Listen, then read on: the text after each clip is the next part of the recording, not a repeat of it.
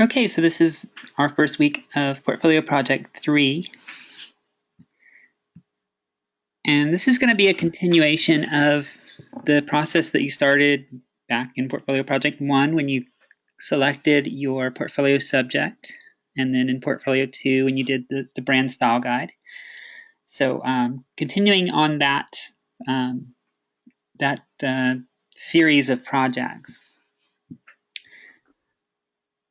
And in this case, you're going to be developing a video asset. So using the skills from your digital video and digital audio courses.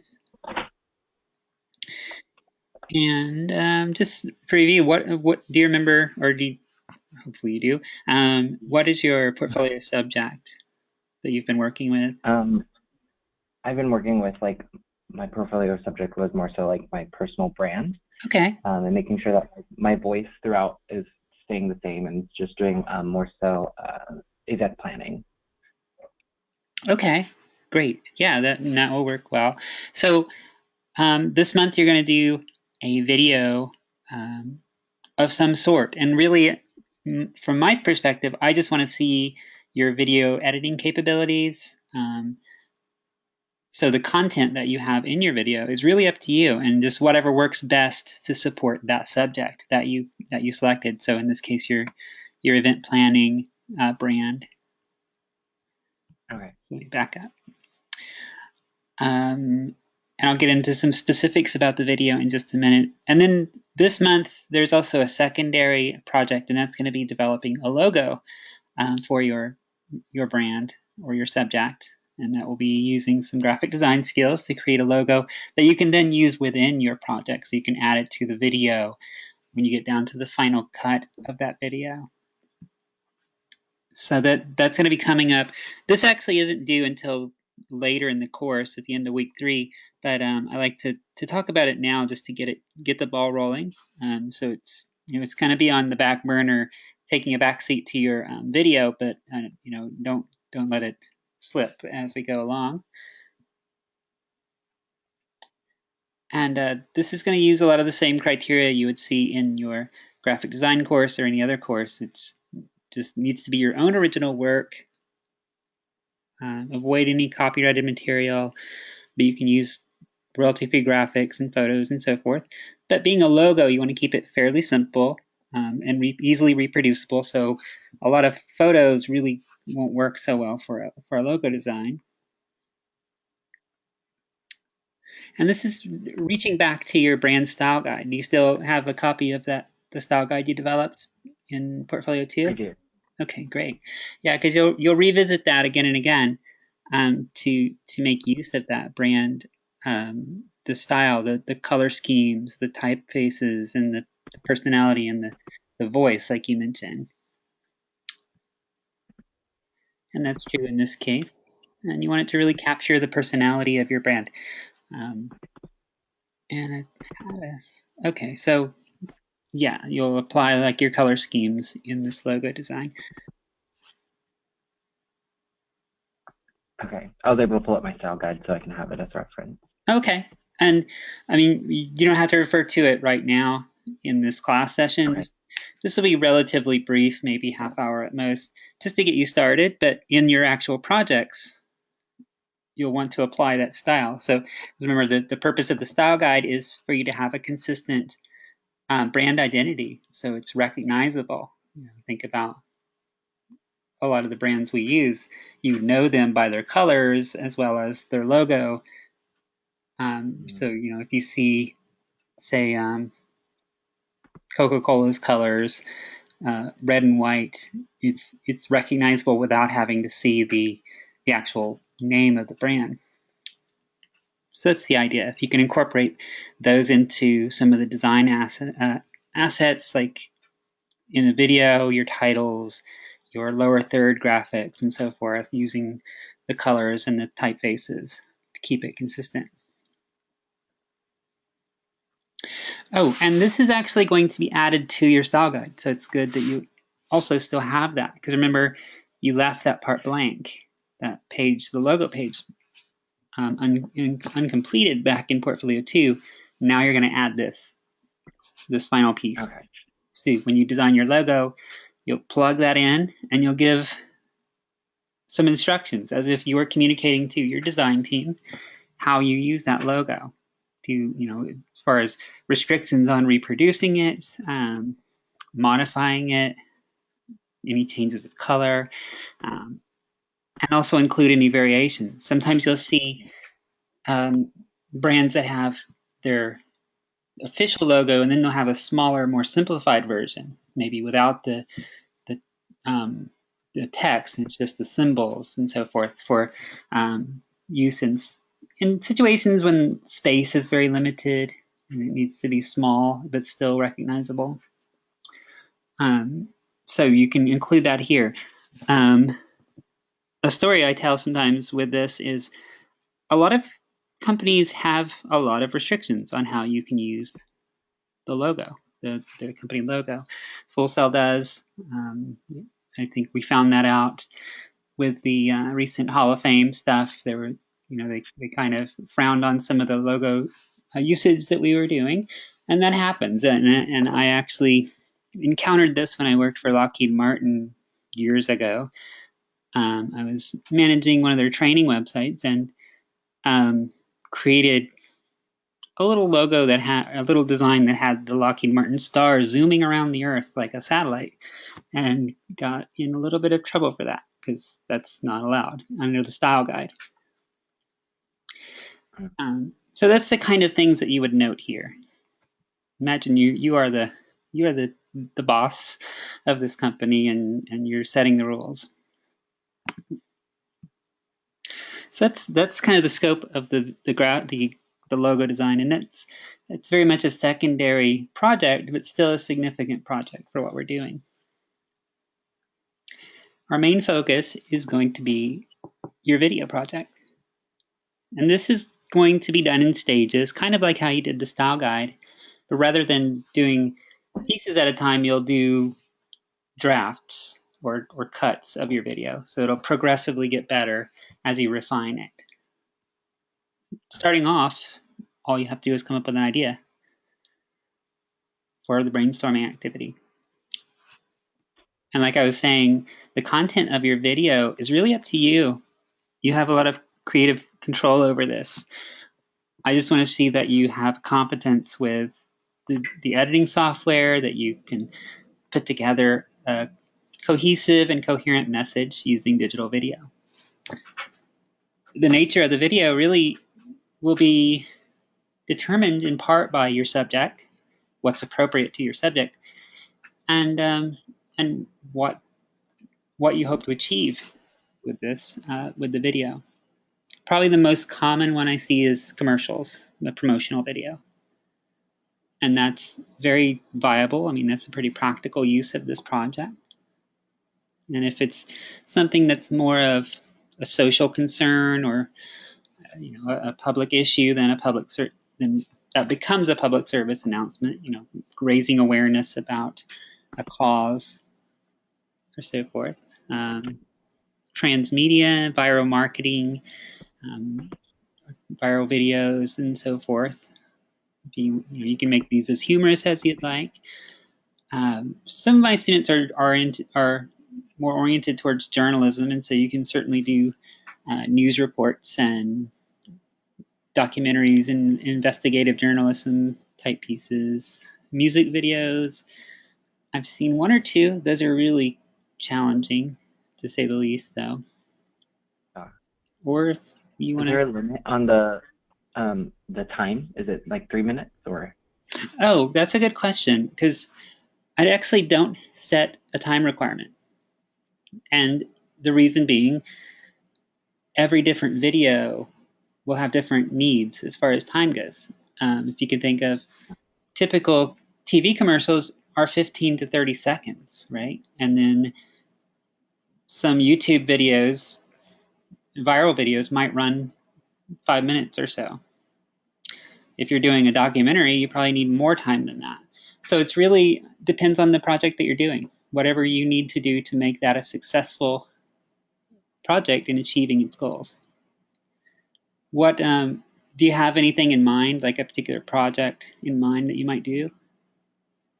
I was thinking of maybe doing like a documentary. I've always been interested by documentaries, so that would be kind of fun. Probably, I just didn't want to go over the time limit, but I'd probably try and keep it about 10 minutes or so, or less, because Yeah, I would I say. know sometimes that would get a little lengthy. So, Hmm. Yeah, for your own sake, I would say keep it on like 10 minutes or less, just because we have a month, but that time goes by fast, and the editing alone will take a lot of your time. So mhm. so yeah, keep it manageable.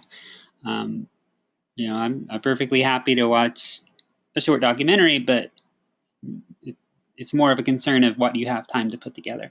Um, and also remember that you want it to be focused on your subject. So it could be a documentary about an event or your event planning process or something along those lines. So keep your subject in mind. Okay. And you can change your subject, but I don't really recommend it. If it's something you just don't feel any connection to anymore, you can, but then you have these past projects that are on one topic and then the rest of them on, and you lose that coherence that you have with a series of interconnected projects. So, um, but yeah, so keep it focused on the Okay. subject and make it relevant. So, but I would love to see that because, like I said, most of the videos I see are commercial type videos. So any kind of anything different and interesting and original is great to see.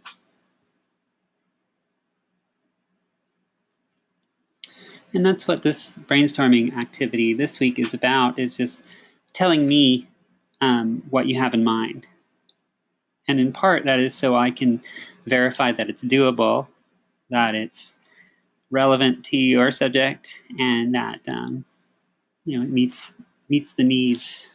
And a lot of times I can have some suggestions on how to go about it in a more manageable way, um, or some resources that you might leverage as well. So this is going to be a discussion board post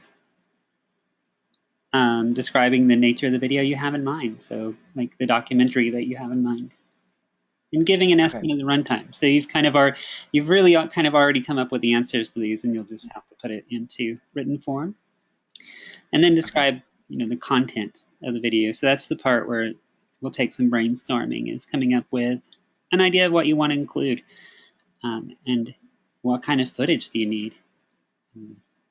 How will you come up with that? Is that going to be stuff you shoot on your own? Is it going to be stock footage? And you have to avoid any kind of copyrighted material, so that gets tricky if unless you're shooting your own stuff.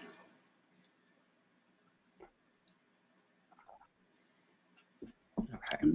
Start thinking about assets you need. If you have equipment, you can shoot a pretty effective video using smartphones, but if you have more resources available, or if there's specific settings or specific scenery or props or acting talent that you might need to recruit, then that's something you would include here as well. Okay. Okay. So that's pretty simple, and it sounds like you've got a good idea of what you want to do. Um, I see a lot of videos month to month in this course, and there's a lot of common errors that I see made pretty frequently, especially shooting with cell phone cameras. Probably the most common and frustrating is vertical video. That's when you hold your phone in the upright position like you would if you were texting.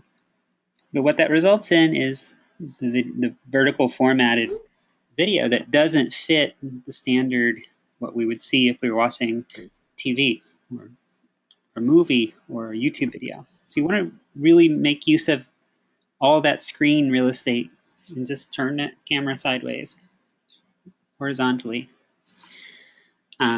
This is a surefire way to earn my wrath. If I see vertical video, I will quick to. Yeah, I teach at Apple, and as a creative, we tell them to go sideways for videos and everything like that. So Yeah, it's it's something that we always have to tell people, like, video needs to be sideways, not up and down. it really, yeah, it does. Thank you. And I mean, if you're just shooting your cat playing with a string, that's fine. But if you're putting together something that's you want it to be a respectable video project, then that horizontal format is essential. And the same goes for still images. I don't think I have a slide for this, but no. Um, some projects I see use a lot of still photos, and they'll be all different sizes and shapes. So if you're going to use still photos, try to crop it, resize it, do what you can to try to use the space available. Focus in on exactly what you want to show. It sounds like you have a pretty good handle on that, so I doubt that's an issue with you, but just for the record on the recording, I just wanted to make sure that was clear. Lighting is also one I see pretty commonly. This is actually, he actually did a good job. I intentionally darkened it just as for an example, but if it's just a matter of putting a few lamps in the right position to make sure that we can see you if you're on camera, and sets. Knowing that there's not a lot of budget for building sets on these projects, but a lot of times your living room works fine. Um, some of the problems I see most commonly are messy sets. If you see your dirty socks laying around, that's going to be bad. Um, Noisy sets or locations. I've seen some projects done outside, too close to a busy road, and can't hear anything that's being said. So avoid that. Wind sounds can also drown out your microphone, or if you're standing too far away from the person holding the cell phone recording you, we're not going to hear anything you're saying. So things to consider. I don't think I have a slide for this particular point, but it goes along with this topic, and that is delivering your voiceover or delivering dialogue on camera. You're not performing live, so you have the benefit of being able to redo slip ups or edit out your mistakes and get rid of those. So do that. Take that extra minute to re-record a line of dialogue or a line of voiceover and just clip that out in post-production. Um, and do that as many times as it takes to get a nice, clean delivery. You don't want to sound too scripted. You can be natural in your delivery, but if you have a lot of ums and ahs, or you kind of fumble on a line, then just get rid of that for the final draft. Because the more polished you can make that audio track, the more professional your end product will be. And of course, if it's an interview and you're recording exactly what the person says, then you don't want to edit out their natural conversation. But if it's a voiceover in particular, make it good.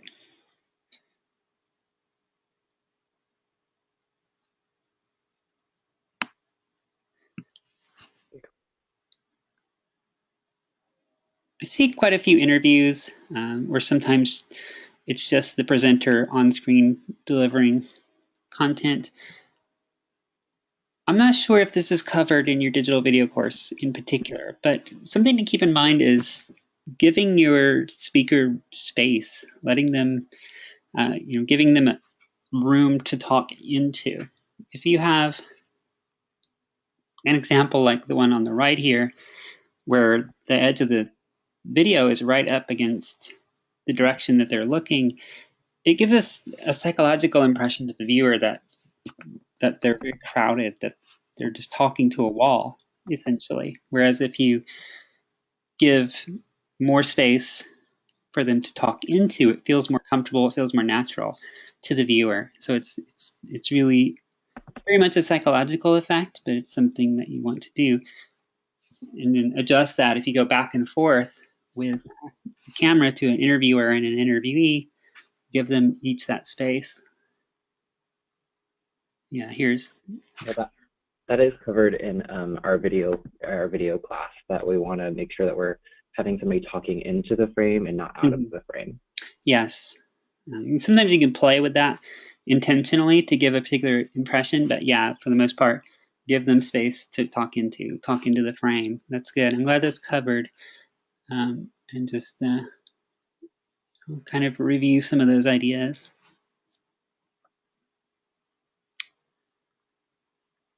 It also applies for action. There was something I used to cover in the aesthetics courses.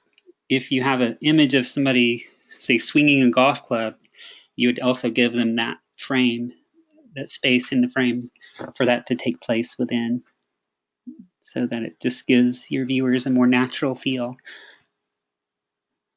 There's something else that I had in mind just a minute ago, and it slipped from my mind. I'm sure it'll come to me.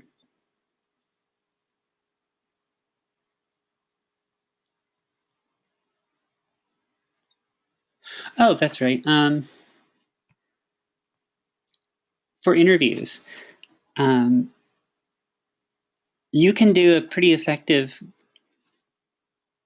2-camera interview with just a single cell phone camera. And this might be something you're aware of, but just recording them individually. So record your interviewee and their responses, and then go back later and record the questions. So you don't have to have 2 cameras, and then you can just cut back and forth when you edit the video, and it gives that impression of a back and forth dialogue. So just some tips and tricks, and these are probably review from what Renee covers in the video class. That's really about what we're doing today. Do you have any questions or anything I can clarify? Are we going to have another video about like more so the graphic design side too, or like did you want different iterations of our logo, or you want more so like a solid logo? Because the logo part, it does seem like we kind of went through it a little bit quick, but we focused more so on the video, which is really great because the video is the main part. But there seems to be some lingering questions about the logo. With the logo, it looks like there says logo variation. So the variations are variations that you would use in like different types of places. Like if my logo is really large, like maybe a smaller logo for like a letterhead or something like that. Is that more so what you were talking about? Yeah, exactly. That's exactly it. And those are optional. Like I just want to see one main logo. That Okay. if you want to create variations, and make this as functional as you can, then that's something that you might dive into, but it's not a requirement for the grade. Okay. Okay. And then are the Adobe assets, those are okay to use, correct? Because those are the ones that are for Adobe CC, those are like their typefaces that they give us, those are okay to use, correct? Yes. Yeah. Okay. Cool.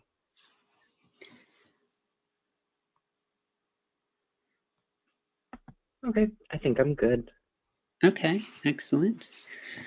And that's what we're doing. This is really the only go-to session that we'll have this month, but I'm gonna kind of keep tabs on everybody. And if you do need to talk to me, let me know, and we can arrange a one-on-one meeting. And if I see any major concerns with the project as you're going through the drafts, then I'll try to get in touch with you as well. Okay, and then are you more so using the email, or more so the built-in in our kind of our digital platform, like our Blackboard? Do you mean for communication or for feedback? Yeah, for communication. Um, I would probably be more likely to email you directly. Which do you have a preference Okay. either way? Email is fine. Okay. It's just more so personal email. That one seems to get to me quicker. I've been having a problem with my email, which is weird. I don't know if I have to reset some settings or something, but Hmm. it seems like my school email sometimes comes in, sometimes doesn't. So Okay. Huh. I don't know what's going on there because usually technically we're supposed to use the school emails. I think there's some okay. legalities around that, but I could try to make a point of using whatever works best. Yeah, if the thing if arises, you could send it to my school email, and then I'm gonna try and see if I can get it forwarded. I think because it always says that it's offline on the MacBook. It always says that it comes offline, so I have to re-enter my password every time. So I might just have to delete the Hmm. account and re-add it or something. But Okay, yeah, that sounds like it can get frustrating. yeah, it's weird. Hmm. But but yeah, you could just send it there, and then if you wanted to CC it to my personal, I think that might be okay. I don't know if that's a legality too, but Yeah, I you mean, could send it there. not a huge deal, but Okay. yeah, I'll try to make sure I do that if there's any concerns. And as far as, I mean, this archive will be posted in the announcement section in the class too. So, I mean, as far as that goes, but this is our only go-to, so Okay. it would be a concern. Okay. Awesome. Great.